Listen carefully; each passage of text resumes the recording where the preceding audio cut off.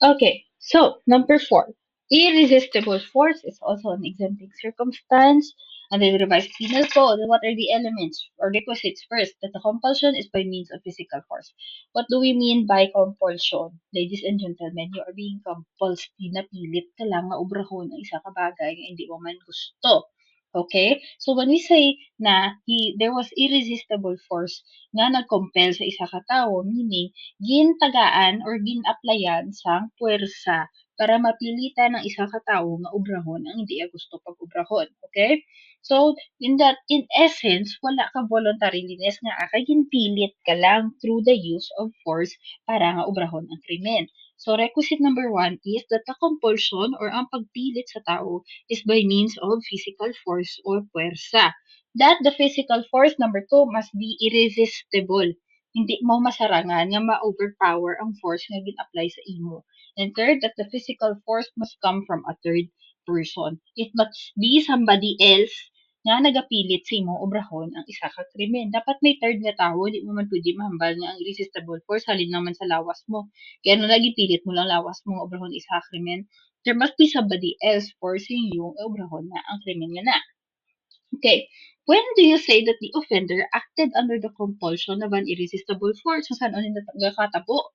The offender is said to have acted under the compulsion of an irresistible force if by reason of the force employed on him, he becomes an instrument who acted not only without will, but also against his will. So, ang natabo na kung ginapilit ka lang sa isa ka tawo, ginatagaan niya ka force para ubrahon ng isa ka bagay, ikaw mismo nagadula ng imo pagkatawo. You're no longer a person. You are already an instrument of another person who you are not acting na based on your will but against your will. Kaya ginasunod mo na lang is ang will sa tao nga nagapwersa sa imo. So when we say irresistible force, it has to be physical force.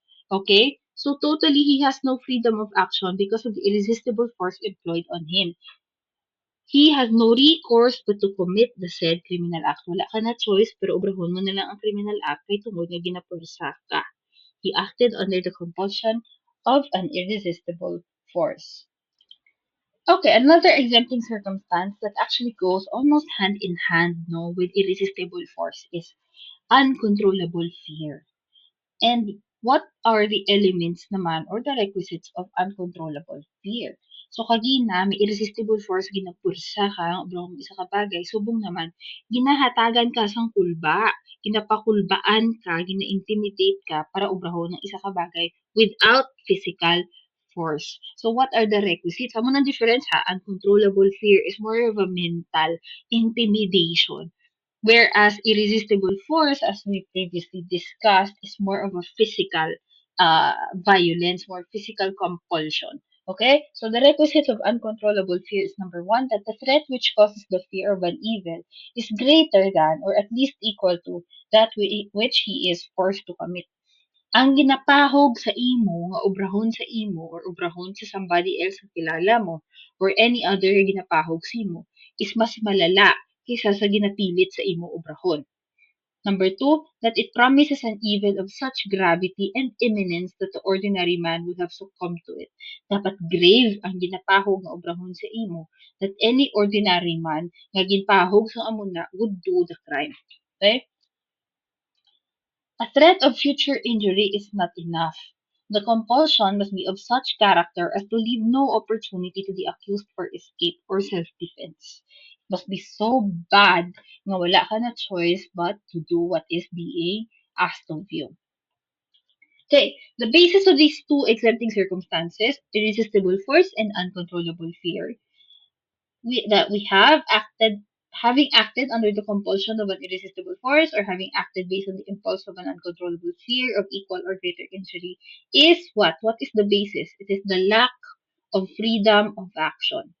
When the offender committed the wrongful act, there was no freedom on his part and no element of voluntariness. There was no freedom of action on his part because of the irresistible force employed on him, because of the threat that caused the uncontrollable fear upon him. Okay, so as an example, we have here a situation. Robbers entered a bank. The robbers tied each of the employees in the back, and one robber took one of the employees and then he told the manager. Okay, so gintakop nila ang empleyado, gintakop nila ang manager. He told the manager, if you will not open the vault sa bangko, this employee will die. The said manager, not believing that indeed the said robber will shoot the said employee, stood firm and did not open the vault. Simply because why kaya kapati nga tiruhon, bugin man ang ako nupot. Okay? So, the head of the robbery, the head robber, shot the said employee and died right in front of the manager. Then the head of the robbers pointed the gun at the said manager and told him, if you will not open the vault, the next shot will be on you. So, afraid, the bank manager opened the said vault. Thereafter, the bank robbers were able to take away all the money inside the bank. Later, the bank robbers were arrested. The manager, who was also arrested, kay ginhatag niya ang combination sa vault. They were all charged with robbery and the said manager of the bank was charged as a co-principal. Should the bank manager be acquitted? Yes, the bank manager should be acquitted of the crime charge. Why? The elements of uncontrollable fear are present. And these elements are, first, there must be an existing uncontrollable fear. The fear on the part of the said bank manager was uncontrollable because the said bank robber had already killed the employee. Ipatay ba naman ang imuupod sa tubang mo? So he was already afraid and the fear was already uncontrollable. Second, was the fear real and imminent? Yes. It was real and imminent. It is actual. It is about to happen. The bank manager saw the robber kill the employee and then the next shot would be on him if he would not follow. If the robber was able to shoot the employee, definitely he too would be able to shoot the manager. And the bank manager was therefore under the compulsion of an uncontrollable fear that he would be killed if he did not open the vault. Thus, he is not liable for the crime because he was only compelled to do so. Therefore, the existence of the circumstance of uncontrollable fear as an exempting circumstance is present sa iyang case. Okay? What is the difference between irresistible force and uncontrollable fear? We have already discussed this kanina, but again, irresistible force must operate directly upon the person of the accused, and the injury feared may be lesser than the damage caused by the accused. So, wala na gin qualify ha. Unlike sa uncontrollable fear, nga ang hambal nila, ang uncontrollable fear may be generated by the threatened act directly to a third person, such as the wife of the accused, but the evil feared must be greater, at least equal to the damage. Ang ginhambal diri sa uncontrollable fear, dapat ang evil nga ginapahog sa imo is greater kaysa sa damage nga matabo. Hindi mo na makita diri sa irresistible force. Okay? So it's only on uncontrollable fear.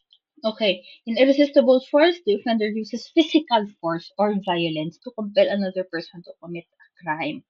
And in uncontrollable fear, offender employs intimidation. Okay? So, ang physical irresistible force is more of a physical compulsion, whereas uncontrollable fear is more of a mental compulsion. We now go to insuperable or lawful causes. What are the elements? First, that an act is required by the law to be done. Second, that a person fails to perform such act. And third, that his failure to perform such act was due to some lawful or insuperable cause. Ano meaning ka insuperable? Insurmountable. Meaning in Ilonggo, hindi masarangan. Hindi mapirdi, hindi masarangan. How do we illustrate that? Okay? Example, a mother who at the time of childbirth was overcome by severe dizziness and extreme debility. Ano meaning? Weakness. Okay? And left the child in the bushes where the child died is not liable for infanticide because it was physically impossible for her to take the child home. So nagbata siya, nabili ni iya bata dito sa kasiutan, kitong tama kalingin iya ulo, kung tama na siya kakapoy, hindi, tapos siya ka-weak, napatay ang bata, hindi siya liable sa infanticide. Why? Because it was physically impossible for her na dalon ng bata puli. Therefore, hindi siya liable sa pagkapatay sa bata. Okay? That is an act required by law to be done, which is what? Siyempre, halungan mo dapat bata mo, di ba? Hindi mo pag-abandon, di mo dapat paghayaan niya mapatay. But that the person fails to perform such act. And that, in the mother's case, yes, wala na perform ang act na kaya napabayaan niya ang bata hasta nga napatay ang bata. The third, that the failure to perform such act was due to some lawful cause or insuperable cause, which in this case was her extreme dizziness. And so, Braya ka weak, wala iya man ginhungod, but because she was dizzy and she was weak after childbirth, napatay ang bata. So, wala ay ginhungod, but there was an insuperable or lawful cause in the case. Okay? In exempting circumstances, there is no criminal liability, but there is civil liability. We've already said that.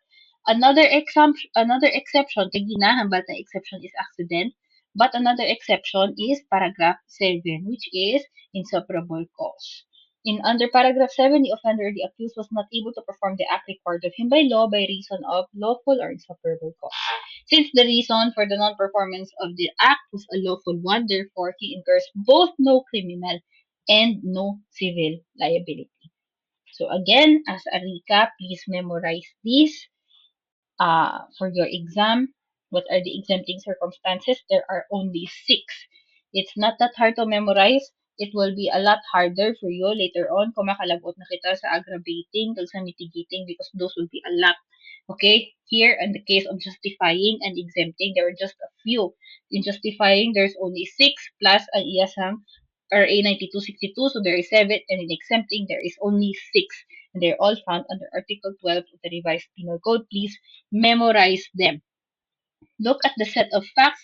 If the crime was committed in the set of facts, but the person who committed the crime was either an imbecile, or was insane, was a minor, or he did so out of accident, or he did so because he was only forced to do so through irresistible force, or through uncontrollable fear, or if there was the presence of an insuperable or lawful cause which caused the crime that was committed, then that person has no criminal liability. He, however, incurs civil liability, except if it was an accident or if it was an insuperable or lawful cause, in which case there's both no criminal and no civil liability. Okay? So 1, 2, 4, and 5, there is no criminal, there is civil liability. 3 and 6, there is both no criminal and no civil liability.